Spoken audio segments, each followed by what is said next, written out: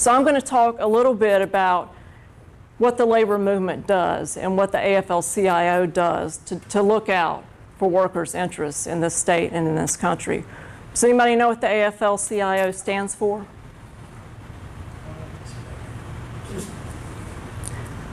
It's the American Federation of Labor Congress of Industrial Organizations. So just as workers realized that there was strength in joining together in a union, unions realized that there was strength in joining together as a labor movement and joining together as a federation. So the AFL-CIO is the federation of the country's unions. So the United Auto Workers, the steel workers, airline pilots, all the different unions belong to the AFL-CIO. Now there's a few unions that don't, that a few years ago created a separate labor federation.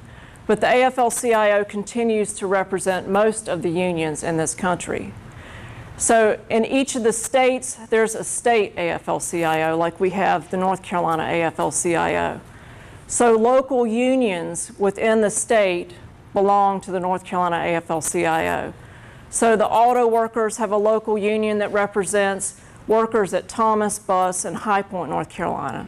So that local union pays dues to the North Carolina AFL-CIO. And right now, the dues that they pay us is 70 cents per member per month. So if a local union has 100 members, they pay us 70 cents for each of those 100 members every month. That is our main source of revenue.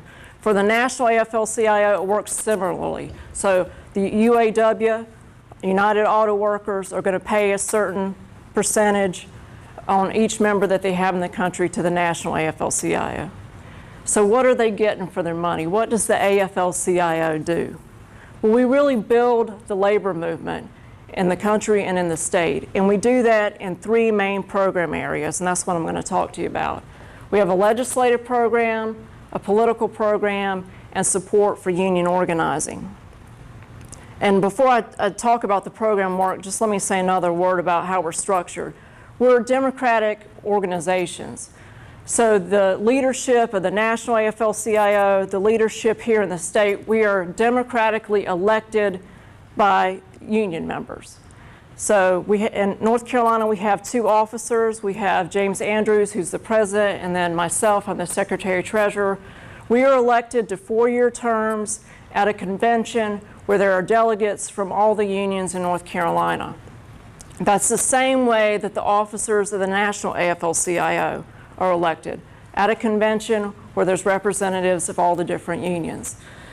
Here in this state, we also have an executive board of 32 union leaders representing different industries, different unions, different geographic areas in North Carolina. And the same thing at the National AFL. They have an executive council that helps make decisions.